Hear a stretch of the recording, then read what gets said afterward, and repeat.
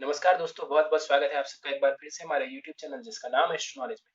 दोस्तों, आज के इस वीडियो में हम एक 28 वर्ष युवक की कुंडली का विश्लेषण करेंगे जिन्होंने अपने बर्थ डिटेल्स मेरे साथ शेयर किए हैं और एस्ट्रोलॉजी के माध्यम से ये अपने जीवन से जुड़े हुए कुछ महत्वपूर्ण प्रश्नों के उत्तर जानना चाहते हैं।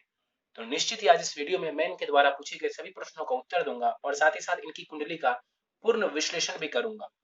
दोस्तों, इस वीडियो को शुरू करने से पहले हर बार की तरह आप सबसे निवेदन है, यदि अभी तक आपने हमारे YouTube चैनल एस्ट्रो नॉलेज को सब्सक्राइब नहीं किया है तो आप प्लीज इसे सब्सक्राइब कर दें और बेल आइकन को दबाना ना भूलें। साथ ही साथ दोस्तों, यदि आप सब इसी प्रकार अपनी कुंडली का विश्लेषण करवाना चाहते हैं या फिर मुझसे संपर्क करना चाहते हैं तो स्क्रीन पर फ्लैश हो रहे व्हाट्सएप नंबर के ऊपर आप मुझसे संपर्क कर सकते हैं और ज्यादा जानकारी के लिए आप नीचे डिस्क्रिप्शन बॉक्स को भी चेक कर सकते हैं। चलिए वापस आते हैं इस विश्लेषण के वीडियो के ऊपर और सबसे पहले मैं आप सबों के समक्ष इनके कुछ प्रश्नों को रख देता हूँ। इन्होंने पूछा है कि मैं फिलहाल आईटी इंडस्ट्री में काम कर रहा हूँ, करियर से जुड़ी हुई परेशानी आ रही है मुझे, पर्सनल लाइफ में भी थोड़ी बहुत परेशानी है और मेरा जो मन है वो परेशान रह रहा है। ऑफिस में जो मैनेजर है वो परेशान करते हैं, हरासमेंट करते हैं। आजकल ये कई लोगों से मुझे सुनने को मिलता है कि जहां पर वो काम करते हैं वहां पर बॉस के साथ मतभेद की स्थिति है या फिर वर्कलोड ज्यादा है। तो ये परेशानी बहुत लोगों के साथ है और इनके साथ भी इन्होंने बताया कि ऐसी कुछ परेशानी देखने को मिल रही है। जानना चाहते हैं कि कुंडली में अच्छी नौकरी के योग कब तक बन रहे हैं, विदेश में क्या जॉब के योग हैं या फिर नहीं है और उपाय जानना चाहते हैं कि कौन से उपाय करें जिससे कि इनको जीवन में लाभ मिल जाए। चलिए सीधे इनकी लग्न कुंडली की तरफ चलते हैं दोस्तों, जो कि हमारे समक्ष और इनकी लग्न कुंडली प्रारंभ होती है 4 नंबर से। 4 नंबर यानी कि कर्क लग्न की ये कुंडली बन जाती है और चंद्रमा देखें तो यहाँ पर जाकर के सिंह राशि में विराजमान है। तो इस जातक की कुंडली बनती है कर्क लग्न की और राशि बन जाती है सिंह। अब देखिए यहाँ पर जो तत्व है वो बिल्कुल उल्ट ऑपोजिट हो रहे हैं क्योंकि यहाँ पर जो लग्न है वो जल तत्व प्रधान है और जो राशि है वो अग्नि तत्व की हो जा रही है। तो द्विस्वभावी नेचर व्यक्ति का देखने को मिलता है। लग्न की तरफ चले, 26 डिग्री का लग्न है यहाँ पर और लग्न के पास जो बल है वो थोड़ा सा कम माना जाएगा। कर्क लग्न के लोगों के स्वभाव के बारे में बात करें तो ऐसे लोग आमतौर पर बहुत ही अच्छे और सौम्य स्वभाव के होते हैं। थोड़े से आलसी जरूर होते हैं लेकिन आमतौर पर देखा गया है कि जीवन में मेहनत करें तो बहुत अच्छी जगह पर पहुंच जाते हैं। दिमाग बहुत तेज होता है, भावना प्रधान होते हैं, इस वजह से कई बार सामने वाला इनका फायदा भी उठा लेता है। सत्य वचन बोलने वालों में से होते हैं और जीवन में मेहनत करें तो शिखर तक पहुंच जाते हैं। दोहरा देता हूं इस बात को, जीवन में मेहनत करें तो शिखर तक पहुंच जाते हैं। मैंने ये बात क्यों बोली क्योंकि मंगल इस कुंडली में सबसे योग कारक ग्रह बनता है और ऐसे लोग मेहनत करके शिखर तक पहुंचते हैं। भारत की राजनीति में यदि आप देखें सबसे ज्यादा जो प्रधानमंत्री बने हैं वो किस लग्न वाले बने हैं और यदि आप उसके ऊपर रिसर्च करेंगे तो आप देखेंगे कि कर्क लग्न वाले लोग सबसे ज्यादा जो है हमारे देश के प्रधानमंत्री बने हैं। खैर, तो इनकी कुंडली में देखा जाए द्वितीय भाव की तरफ चलते हैं। चंद्रमा और गुरु यहाँ पर विराजमान है, युति बना करके बैठे हुए हैं। गुरु और चंद्रमा सर्वश्रेष्ठ जो है योग बन जाता है यहाँ पर गज केसरी योग। गज केसरी योग बन जाता है और तो और इस कुंडली में चंद्रमा भी कारक है और गुरु भी कारक है क्योंकि गुरु भाग्येश है और चंद्रमा लग्नेश है। भाग्य और लग्न के स्वामी ग्रह इन दोनों की युति कुंडली के धन भाव में हो रही है और योग कौन सा बन रहा है तो गज केसरी योग। जबरदस्त योग है ये, अपने आप में बहुत बड़ा योग है ये और द्वितीय भाव में बना है। ये आपको खूब सारा धन देने वाला है जीवन में। और तो और आपको मैं बता दूं कि लग्नेश उठ करके द्वितीय भाव में बैठ जाए तो ये महाधनी योग बना देता है और गुरु भाग्येश है, भाग्येश उठ करके द्वितीय भाव में बैठ जाए ये भी अपने आप में महाधनी योग का निर्माण कर देते हैं। तो कुंडली में दो दो महाधनी योग है और तो और दोनों की युति से गज केसरी योग बन गया तो धन जीवन में आप अकूत धन कमा सकते हैं। आपको जीवन में जो है पैतृक संपत्ति भी अच्छी खासी मात्रा में प्राप्त हो इसके चांसेस भी बहुत ही ज्यादा नजर आ रहे हैं। 12 डिग्री का चंद्रमा है, सिंह राशि में बैठा हुआ है। देखिए चंद्रमा जो है ना ये जल तत्व ग्रह है, बैठ गए आकर के कहा तो सूर्य के घर में, मित्र की राशि में है, तात्कालिक मैत्री में भी है, अच्छी स्थिति है। लेकिन अगर आप जल को अग्नि के ऊपर रख देंगे तो थोड़ी सी तो परेशानी आएगी। तो यहाँ पर व्यक्ति का जो मन है वो थोड़ा विचलित रहता है। दोष नहीं लगा, ऐसा मत समझिए कि मैं ये कह रहा हूं कि चंद्रमा को दोष लग गया, नहीं, दोष बिल्कुल नहीं लगा। लेकिन चंद्रमा स्वभाव के विपरीत यहां पर जाकर के जो है सिंह राशि में बैठ गए। इसलिए मैंने स्टार्टिंग में भी बोला था आपको कि द्विस्वभावी नेचर देखने को मिलेगा, क्योंकि लग्न जल तत्व हो गया और राशि जो है वो अग्नि तत्व की हो गई। तो इस वजह से थोड़ी सी परेशानी और टेंशन वाली स्थिति रह सकती है, लेकिन मैं इस चंद्रमा को अच्छा नहीं, बहुत अच्छा मानूंगा। यहां पर देखा जाए, चंद्रमा द्वितीय भाव में बैठे हुए खूब सारा धन देंगे, वाणी आपकी बढ़िया कर देंगे, धन सेव भी आप कर पाएंगे, कुटुंब के साथ संबंध बढ़िया होंगे, परिवारजनों के साथ आपके संबंध बढ़िया रहने वाले हैं। इसकी दृष्टि पड़ेगी कुंडली के अष्टम भाव के ऊपर, ससुराल पक्ष वगैरह से भी लाभ करवा देगा। गुरु यहाँ पर 19 डिग्री का बैठा हुआ है, गुरु के पास भी बहुत बढ़िया बल है। हालांकि 12 से 18 डिग्री तक की जो ग्रह है वो 100% बलाबल के साथ कहते हैं कि काम करता है, लेकिन गुरु यहाँ पर 19 डिग्री के साथ है, तो वो भी काफी अच्छा रिजल्ट आपको दे जाएंगे। करीब करीब 90% के आसपास ये आपको रिजल्ट देने वाले हैं। गुरु देखा जाए षष्ठेश है और भाग्येश है इस कुंडली में, मैंने बताया महाधनी योग बना रहे हैं। अब देखिए, छठे भाव के स्वामी ग्रह भी गुरु है और द्वितीय भाव में जाकर के बैठे हुए हैं। मेडिकल वगैरह क्षेत्र से जुड़ करके भी आप चाहते तो जीवन में धन कमा सकते थे। आप वैसे नौकरी कर रहे हैं किसी भी क्षेत्र में, उसमें भी गुरु आपको बढ़िया धन लाभ दे जाएगा।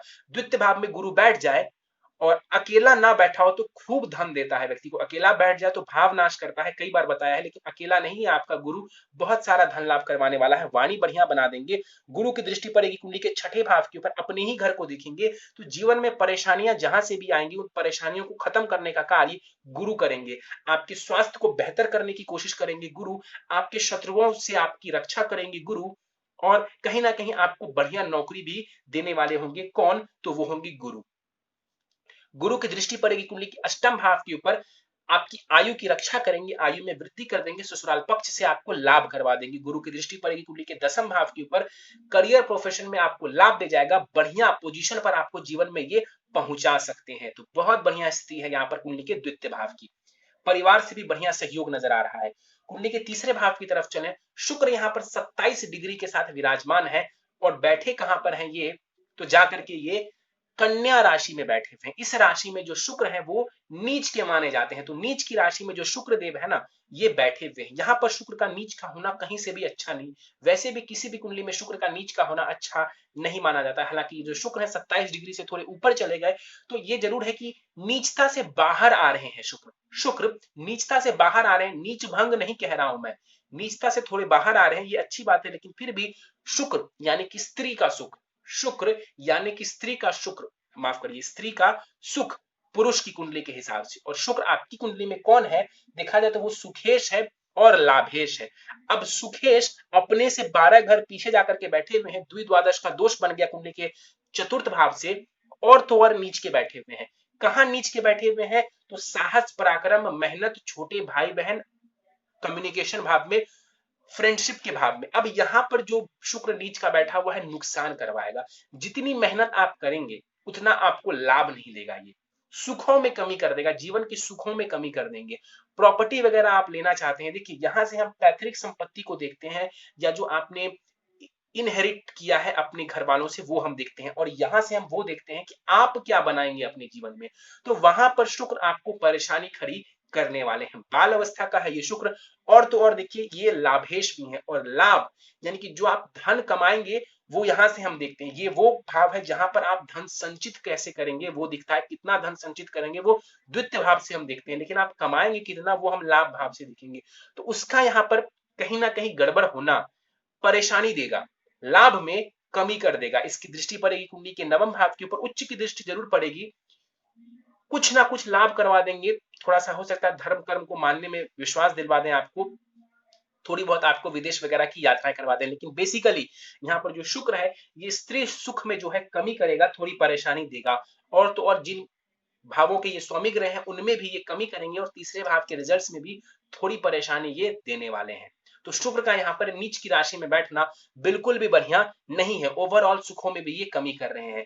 आगे बढ़ते हैं, कुंडली के पंचम भाव की तरफ चलते हैं। सूर्य और मंगल यहाँ पर युति बना करके कुंडली के पंचम भाव में विराजमान है। सूर्य और मंगल युति बना ले तो पराक्रम योग बन जाता है, कुंडली के पंचम भाव में पराक्रम योग बन रहा है।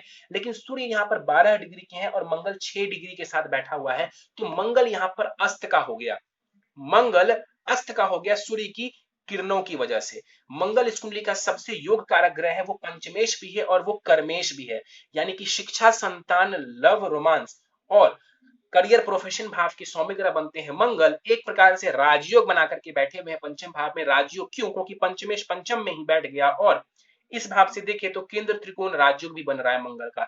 लेकिन यहाँ पर वो अस्त के हैं, तो इस मंगल को बल देना, पावर देना जरूरी है। मंगल को यदि आप बल देते हैं इस कुंडली में, तो मंगल जिन जिन भावों के स्वामी ग्रह हैं और जो मंगल का कारकत्व है उसमें वृद्धि हो जाएगी, उन रिजल्ट्स में काफी वृद्धि हो जाएगी। तो यहाँ पर संतान सुख, करियर, इन सब का सुख आपको ज्यादा देखने को मिलेगा यदि आप इस मंगल को बल दे देते हैं तो। सूर्य के ऊपर और मंगल अस्त के हैं, तो दृष्टि वगैरह का प्रभाव यहाँ पर नहीं माना जाएगा। सूर्य 12 डिग्री के साथ यहाँ पर विराजमान है। सूर्य के पास बल बहुत अच्छा है, मंगल के घर में आकर के बैठे हुए, मित्र के घर में आकर के बैठे हुए, बहुत अच्छी स्थिति है। इस कुंडली में जो सूर्य है वो धनेश है। सूर्य धन भाव के स्वामी ग्रह है, त्रिकोण में आकर के बैठे हुए बहुत बढ़िया है। ये भी आपको जीवन में धन वगैरह कमाने में लाभ दे जाएगा। सूर्य पंचम भाव में बैठे हुए हैं, यहां पर बैठ करके ये आपको ज्ञान देने वाले हैं, ज्ञान से लाभ करवाने वाले हैं आपको। इनकी दृष्टि जो लाभ स्थान के ऊपर पड़ेगी, धन का विशेष लाभ ये आपको करवाएंगे। अब भले ही शुक्र के भाव को ये देख रहे हैं, फिर भी ये आपको धन का लाभ जीवन में देने वाले हैं। सूर्य का जब संबंध लाभ स्थान से बनता है कुंडली में, तो सूर्य धन का विशेष लाभ करवाते हैं। तो यहाँ पर बढ़िया स्थिति है, सूर्य आपका बढ़िया माना जाएगा। मंगल को बलि कर लीजिए, नहीं तो संतान वगैरह में भी ये थोड़ी सी परेशानी खड़ी करेंगे, तो मंगल को बेहतर करना जरूरी है। कुंडली के हाँ, एक बात बता दो कि जब सूर्य पंचम भाव में बैठते हैं और बली है आपका सूर्य और मंगल से भी ज्यादा बली है, तो कई बार क्या होता है कि पंचम भाव में जब सूर्य बैठते हैं तो प्रथम संतति होने में थोड़ी परेशानी होती है, या तो वो विलंब से होती है। लेकिन इसमें दशा बहुत मायने रखती है, काफी कुछ चीजें मायने रखती है। आपकी संतान उत्तम होगी, ये भी मैं आपको बता देता हूं। लेकिन हाँ, जब सूर्य बैठते हैं ना, तो कुछ जलाते हैं। सूर्य जहां पर भी बैठते हैं वहां पर कुछ जलाते हैं। तो यहां पर जब बैठते हैं तो कहते हैं थोड़ी सी परेशानी ये देते हैं संतति में। लेकिन मैं आपको दावे के साथ कहता हूं कि संतति उत्तम होगी, आपकी बढ़िया होगी। मंगल को बल दे दीजिए, परेशानी पूरी तरह से दूर हो जाएगी। आगे बढ़ते हैं, चलते हैं कुंडली के छठे भाव की तरफ। प्रथम संतति आपकी जो है वो हो सकता है तो सर्जरी वगैरह के थ्रू हो, इसके चांसेस थोड़े ज्यादा हैं। पत्नी की कुंडली काफी मायने रखती है। छठे भाव की तरफ चलते हैं। राहु और बुध की युति यहाँ पर हुई है आपके छठे भाव में। राहु और बुध यहाँ पर जड़त्व नामक दोष बना देते हैं एक साथ जब भी युति बनाते हैं। आपका जो बुध है ना, वो 0 डिग्री का है और वक्री भी है।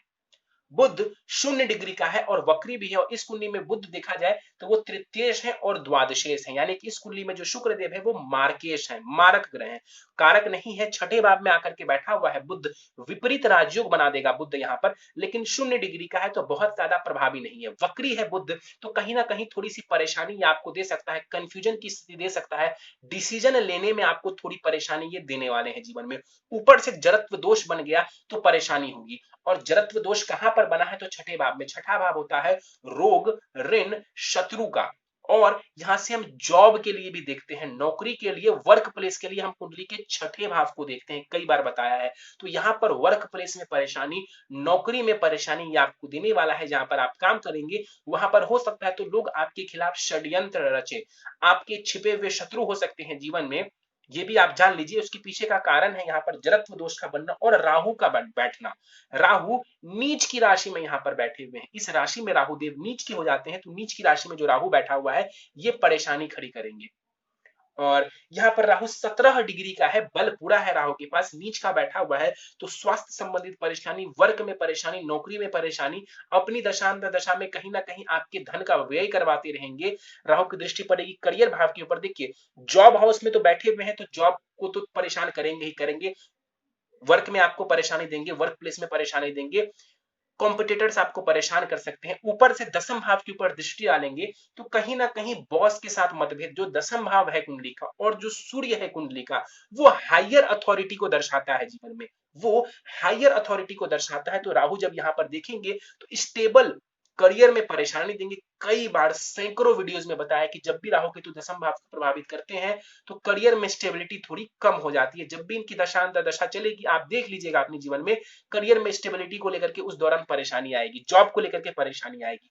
राहु की दृष्टि विदेश भाव के ऊपर पड़ेगी, विदेश की यात्राएं करवा सकते हैं, धन का फिजूल खर्च करवा सकते हैं। राहु की दृष्टि पड़ेगी कुंडली के द्वितीय भाव के ऊपर, और द्वितीय भाव के ऊपर दृष्टि डाल करके जो है जो मैंने बहुत सारे लाभ बताए थे उसमें थोड़ी सी कमी करेंगे, क्योंकि यहाँ पर शत्रु दृष्टि डालेंगे। वैसे ही नीच का राहु है, शत्रु दृष्टि डालेंगे तो चंद्रमा को थोड़ा परेशान करेंगे। मैंने बताया था कि आपका चंद्रमा अच्छा है, खराब नहीं है, लेकिन अभी जो है राहु की दृष्टि पड़ने की वजह से चंद्रमा थोड़े से यहाँ पर जो है वो दोष प्रभाव में आ रहे हैं। चंद्रमा थोड़े से पीड़ित हो रहे हैं, चंद्रमा थोड़े से पीड़ित हो रहे हैं, और उसके पीछे का कारण है राहु। और चंद्रमा यानी कि मन पीड़ित, तो कहीं ना कहीं आप परेशान रहेंगे, परेशानी आपको देखने को मिलेगी। गुरु को भी राहु देख रहा है, गुरु राहु एक दूसरे को देख रहे हैं। काफी हद तक गुरु कोशिश करेंगे कि वो राहु की नेगेटिविटी को खत्म करें, लेकिन दशा यदि राहु की चलती है, अंतर्दशा यदि राहु की चलती है, तो जीवन में परेशानी देखने को मिलेगी। राहु चंद्रमा को देख रहे हैं, मन परेशान रहेगा। राहु जॉब हाउस में बैठा हुआ है, जॉब संबंधित परेशानी। करियर भाव को देख रहा है, तो करियर में बदलाव की स्थिति। 12वें घर को भी देख रहा है, तो धन खर्च विशेष रूप से करवाएगा, और स्वास्थ्य वगैरह से भी जुड़ी हुई परेशानी आपको करवा सकते हैं, शत्रु आपको परेशान कर सकते हैं। तो राहु की दशा में सचेत रहना जरूरी है। बुध यहाँ पर बैठे हुए हैं, स्किन डिजीजेस दे सकता है, उसका आपको ध्यान रखना है। नर्वसनेस की प्रॉब्लम दे सकता है, उसका आपको ध्यान रखने की आवश्यकता है। 0 डिग्री का बुध है, दृष्टि का बल ना के बराबर होगा, लेकिन मान के चलते हैं दृष्टि का बल हो तो अपने ही भाव को देखेगा, विदेश वगैरह की यात्राएं करवा सकते हैं। शनि यहाँ पर 8 डिग्री के साथ विराजमान है। यहाँ पर शनि इस कुंडली में मारक ग्रह सप्तमेश है और अष्टमेश है। मारक ग्रह इस कुंडली में, और सप्तमेश सप्तम भाव में ही बैठा हुआ है, और 8 डिग्री का शनि है, 50% का बलाबल है यहाँ पर शनि के पास। शश महापुरुष योग यहाँ पर जो है शनिदेव बना देंगे कुंडली में। और शनिदेव कारक नहीं है इस कुंडली में, तो बहुत जबरदस्त लाभ तो नहीं देगा, लेकिन हाँ सप्तम भाव संबंधित लाभ जीवन में देखने को मिल जाएगा। यहाँ पर बैठे हुए हैं शनि। विवाह थोड़ा सा विलंब से आप करिए, बढ़िया है आपके लिए। यदि अभी तक आपने नहीं किया है तो अच्छी बात है। विवाह 28-30 के आसपास करिए, 30 के आसपास करेंगे बहुत बढ़िया रहेगा। शनि विवाह को कभी भी टूटने नहीं देगा, थोड़ा विलंब से विवाह करेंगे, बढ़िया स्थिति है। पत्नी मेच्योर्ड होंगी, हो सकता है उम्र में हो, या फिर हो सकता है तो वो समझदारी में हो, और उनसे आपको थोड़ी बहुत लाभ भी देखने को मिलेगा। शनि की दृष्टि पड़ेगी भाग्य भाव के ऊपर। भाग्य में शनि डिले करेगा, डिनाई नहीं, डिले करेगा, क्योंकि शनि का काम है डिले करने का। तो जो काम आपका 2 दिन में बनना चाहिए, वो हो सकता है शनि की दशा चल रही है, 7.5 चल रही है, तो उस दौरान आपके काम 2 के बदले 4 दिन में बने। शनि की दृष्टि लग्न के ऊपर पड़ रही है, पर्सनालिटी में जो निखार आ सकती थी ना, उसमें काफी कमी हो जाएगी, क्योंकि शनि वैसे भी मारक ग्रह है, और शनि पर्सनालिटी देने वाले ग्रहों में से नहीं है। तो यहाँ पर लग्न को देखेंगे तो पर्सनालिटी में जो निखार आनी चाहिए, उस निखार में थोड़ी कमी कर देंगे, और बनते हुए कार्य ये भी आपके थोड़े विलंब करेंगे। शनि की दृष्टि कुंडली के चतुर्थ भाव के ऊपर पड़ेगी। उच्च की दृष्टि जरूर पड़ रही है, लेकिन माता के स्वास्थ्य का ध्यान रखिए। प्रॉपर्टी वगैरह बनाने में ये शनि आपको मदद कर देंगे, देर सवेर ही सही, लेकिन प्रॉपर्टी वगैरह ये शनि आपको देने वाला होगा, उसमें कोई कमी ये नहीं करेंगे। चलिए केतु के ऊपर चलते हैं। 17 डिग्री का केतु है, यहाँ पर बल पूरा है केतु के पास, और केतु भी यहाँ पर नीच की राशि में विराजमान है। केतु नीच की राशि में विराजमान है, विदेश भाव में यहाँ पर ये बैठे हुए, तो कहीं ना कहीं विदेश वगैरह में विशेष लाभ ना देना। यहाँ पर केतु का बैठना धन का बेफिजूल में व्यय करवा देना, मन का परेशान होना। देखिए कहते हैं 12वें घर में केतु तो मोक्ष की प्राप्ति करवाता है, लेकिन यहाँ पर केतु नीच की राशि में है, तो मन भटकाने का कार्य करेगा, मन को भटकाने का कार्य करेगा। हालांकि बुध सामने बैठे हुए हैं, और थोड़ी बहुत भी दृष्टि बुध की जाएगी, तो बुध अपने घर को बचाने की कोशिश करेंगे, अपने घर की रक्षा करने की कोशिश करेंगे। विदेश वगैरह लेकर के आपको ये जा सकते हैं, लेकिन केतु अगर यहाँ नहीं बैठे होते तो विदेश जाने से आपको बहुत लाभ होता, लेकिन यहाँ पर केतु बैठे हुए, तो विदेश जाने पर भी आपको कोई जबरदस्त लाभ ये नहीं लेने देंगे। केतु की दृष्टि पड़ेगी कुंडली के चतुर्थ भाव के ऊपर। घर में हो सकता है कलह की स्थिति ये करवा दें, और कहीं ना कहीं उसमें भी अनबन वगैरह, परेशानी वगैरह खड़ी कर दें, घर में सुखों की कमी कर दें, आपके जीवन में सुखों की थोड़ी कमी कर दें। वैसे भी आपका शुक्र डाउन है, कलह की स्थिति देखने को मिल सकती है। ऊपर से केतु रंग में भंग डालने का काम करेगा। केतु की दृष्टि पड़ेगी कुंडली के 6 भाव के ऊपर। उच्च की दृष्टि जरूर है, लेकिन फिर भी आपको अपने स्वास्थ्य वगैरह का ध्यान रखने की आवश्यकता है। केतु की दृष्टि पड़ेगी अष्टम भाव के ऊपर। अध्यात्म वगैरह की तरफ, एस्ट्रोलॉजी की तरफ, तंत्र मंत्र की तरफ आपको इंटरेस्ट दिलवा देंगे। गूढ़ रहस्यों, जीवन के गूढ़ रहस्यों की तरफ आपको ये केतु इंटरेस्ट दिलवा सकता है, और उसमें रिसर्च वगैरह के क्षेत्र में भी आपको ये थोड़ा बहुत लाभ करवाने वाला होगा। चलिए, तो ये था आपकी कुंडली में ग्रहों का विश्लेषण। सीधे दशाओं के ऊपर चलते हैं। चंद्रमा की महादशा आपको चल रही है, जो कि 1 फरवरी 2028 तक आपको चलने वाली है। चंद्रमा की महादशा बहुत बढ़िया, लेकिन चंद्रमा की महादशा में राहु की अंतरदशा आपको चल रही है, जो कि 1 जनवरी 2021 तक रहने वाली है। तो 1 जनवरी 2021 तक का समय आपके लिए बढ़िया नहीं है। ये आपको परेशानी खड़ी करेगा। जिन जिन चीजों में मैंने आपको बताया था कि राहु परेशानी दे रहे, वो सारी परेशानी आपको ये इस समय में देखने को मिलेगी। वैसे भी आजकल के टाइम पे सभी मेंटली फ्रस्ट्रेटेड हैं, जो दुनिया में परिस्थिति है, लेकिन आपका चंद्रमा और राहु की अंतरदशा जो चल रही है चंद्रमा की महादशा में, आपको थोड़ी सी ज्यादा मेंटल फ्रस्ट्रेशन ये विशेष रूप से देने वाला। और राहु जॉब हाउस में बैठा हुआ है, तो जॉब को लेकर के ये थोड़ी परेशानी देगा। हाँ, जैसे ही राहु की महादशा खत्म होती है 1 जनवरी 2021 को, उसके बाद गुरु की अंतरदशा प्रारंभ होगी। अच्छा नहीं, गोल्डन पीरियड आ जाएगा आपके लिए, करीब करीब 1.25 वर्षों का। वो आपको बहुत लाभ देकर के चला जाएगा। सीधे प्रश्नों के ऊपर चलते हैं। आईटी इंडस्ट्री में काम कर रहे हैं, देखिए ये कुंडली मंगल प्रधान है और शनि जो है यहाँ पर अच्छी स्थिति में है, तो शनि और मंगल दोनों ही बढ़िया है। आप अच्छी जगह गए हैं, अच्छा कार्य कर रहे हैं, बढ़िया इंडस्ट्री में आप काम कर रहे हैं, कोई दिक्कत परेशानी नहीं है। करियर रिलेटेड परेशानी है, देखिए करियर रिलेटेड परेशानी अभी रहने वाली है 1 जनवरी 2021 तक। उसके पहले चांसेस बहुत कम नजर आ रहे हैं। पर्सनल लाइफ में भी परेशानी, हाँ वो मैं समझ सकता हूँ, वो कहीं ना कहीं चतुर्थ भाव की जो स्वामी ग्रह है ना शुक्र, वो सुखों में कमी कर दे रहे हैं, वो जीवन के सुखों में कमी कर दे रहे हैं, ऐसा मुझे नजर आ रहा है। इसके बाद आपने पूछा है मन मेरा परेशान रहता है। ये परेशानी आपको जैसे ही गुरु की अंतरदशा प्रारंभ हो जाएगी, ये भी परेशानी आपकी दूर होने लग जाएगी। और हाँ, केतु जो नीच का बैठा हुआ है 12वें घर में, ये भी कहीं ना कहीं मन को भटकाता है, मन को परेशान करता है, ये बात उचित है। और आपने बोला है इसके बाद ऑफिस में मैनेजर से हरासमेंट सहनी पड़ती है, अच्छी नौकरी के योग कब तक है। देखिए क्यों आपको परेशान कर रहे हैं, क्या आपकी कुंडली में ऐसी कोई योग है कि नहीं, तो बिल्कुल है आपकी कुंडली में योग, और उसके पीछे का कारण है छठा भाव। जड़त्व दोष बन रहा है, राहु का यहाँ पर नीच का होना, और तो और राहु की दृष्टि करियर भाव को भी प्रभावित करना। और जो मंगल आपके करियर भाव की स्वामी ग्रह है, वो अस्त के हैं, तो मंगल को पावर दीजिए। और जो समय मैंने बताया है, इस समय का इंतजार करिए। राहु बहुत लंबे समय तक आपका नहीं रहने वाला है, तो कोई बहुत विशेष उपाय करना राहु के लिए बहुत ज्यादा जरूरी मुझे नजर नहीं आता है। जैसे ही गुरु की आपको अंतरदशा प्रारंभ होगी, आपकी परेशानी धीरे धीरे खत्म होने लगेगी। अच्छी नौकरी के योग कब है, तो इस वर्ष छोटे से योग करीब करीब 13-14 सितंबर से लेकर के 20 नवंबर तक बन रहे हैं, 2 महीने के लिए। गोचर को देख करके मैं ये बात आपको बता रहा हूं, लेकिन जो बेस्ट समय है वो 1 जनवरी 2021 से लेकर के प्रारंभ हो जाएगा, और वो रहेगा आपके जीवन में 1 मई 2022 तक। तो वो जो 1.25 साल या 1.5 साल का समय है, या 1 साल 5 महीने का जो समय होगा आपके लिए, वो बहुत ही बढ़िया रहने वाला है। उस दौरान आपकी अच्छी नहीं, बेस्ट नौकरी लग जाएगी। आप जैसी नौकरी चाहेंगे आपको वैसी नौकरी मिल जाएगी।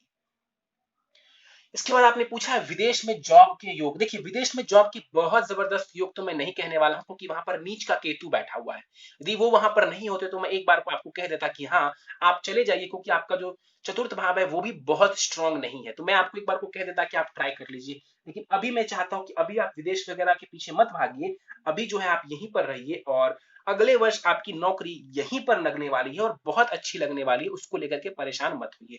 विदेश वगैरह में कोई जानकार है, जान पहचान है, सिटिंग गेटिंग है, तब जाकर के आप चले जाइए। बहुत बड़ा रिस्क लेकर के विदेश जाना चाहते हैं तो मत जाइए। मैंने क्यों बोला कि जानकार हैं और जाना चाहते हैं, मान लीजिए कि वहां पर बहुत अपॉर्चुनिटीज अवेलेबल हैं, आपको पता है वहां जाकर के संघर्ष नहीं करना है, तब चले जाइए। ऐसा क्यों कहा, क्योंकि बुध थोड़ी बहुत आपकी मदद करने वाले हैं, बहुत थोड़ी। इसीलिए मैं चाहता हूं कि आप कोई बहुत बड़ा रिस्क लेकर के विदेश ना जाएं, यहीं पर ट्राई करें। अगले साल से आपका समय बेस्ट से बेस्ट आने वाला है, उसकी प्रतीक्षा करें। और इस साल भी जो 2 महीने का समय बताया है, उसमें भी आप प्रयास कर सकते हैं। तब तक जो उपाय देने वाला हूं, उन उपायों को करें, मेहनत करें, ताकि अच्छे समय में अच्छे चीजें होने की प्रोबेबिलिटी बढ़ जाए। उपाय पर जाने से पहले आपकी नवमांश कुंडली मेरे समक्ष है, और नवमांश कुंडली के कुछ पॉइंट्स मैं आपको समझा देता हूं। देखिए नवमांश कुंडली को देखा जाए तो कुछ ग्रहों की स्थिति तो ठीक ठाक है, लेकिन कुछ ग्रह जो कि इस कुंडली में बहुत अच्छे नजर आ रहे हैं, वहां पर डाउन हो रहे हैं। जैसे कि आपका सूर्य वहां पर नीच का हो रहा है, ये अच्छी स्थिति नहीं है। सूर्य आपका धनेश है इस कुंडली में, यानी कि धन देने वाला ग्रह है, और वहां पर वो नीच के हो रहे हैं, ये अच्छा कहीं से भी नहीं है। उस कुंडली में जो लग्नेश है शनि, वो भी शनि केतु के साथ, मतलब वो शनि केतु के साथ बैठ करके शापित दोष बना रहा है, वीक पॉइंट बनता है। मंगल आपका बहुत बढ़िया है, चंद्रमा आपका बहुत बढ़िया है, शुक्र आपका वहां पर भी नीच का ही है, और तो और राहु के साथ बैठा हुआ है। तो वैवाहिक जीवन में थोड़ी परेशानी ये दे सकता है, उसका आपको ध्यान रखने की आवश्यकता है। और गुरु राहु के साथ युति बना करके गुरु चांडाल दोष बना रहे हैं, ये अच्छी बात कहीं से भी नहीं है। तो कुछ उपाय करना आपके लिए जरूरी है, ताकि जो नवमांश कुंडली में परेशानी नजर आ रही है वो आपको परेशानी देखने को ना मिले, और जो प्रश्न आपने पूछे हैं और जो अभी लाइफ में आपकी परेशानी चल रही है उसका भी समाधान हो जाए। बेस्ट समय अगले वर्ष से है, लेकिन उपाय वगैरह से आपको इस वर्ष भी लाभ दिखने लगेगा। चलिए सीधे उपाय के ऊपर चलते हैं। प्रथम उपाय है मूंगा रत्न धारण करना है आपको। 7 सवा 7 रत्ती का मूंगा आप धारण करेंगे। अपने दाहिने हाथ की अनामिका उंगली में सोने अथवा तांबे की अंगूठी में शुक्ल पक्ष के मंगलवार की प्रातः काल को नित्य शिव चालीसा का पाठ करना है आपको। मंदिर वगैरह ओपन हो जाए तब आप जाकर के, यदि संभव हो, आपके पास समय हो, तब जाकर के हर सोमवार शिवलिंग के ऊपर जल दूध से अभिषेक कर सकते हैं। यदि समय नहीं है कोई दिक्कत नहीं है, आप बस शिव चालीसा का पाठ नित्य करें। हर गुरुवार को मंदिर जाएंगे, इससे भी आपको बहुत लाभ देखने को मिल जाएगा। और संभव हो तो पुखराज रत्न भी 7 रत्ती का धारण करेंगे दाहिने हाथ की प्रथम उंगली इंडेक्स फिंगर में शुक्ल पक्ष के गुरुवार की प्रातः काल को सोने की अंगूठी में। लेकिन मूंगा धारण करना आपके लिए ज्यादा जरूरी है, मूंगा धारण करने से आपको विशेष लाभ होगा। पुखराज आप बाद में भी धारण कर सकते हैं।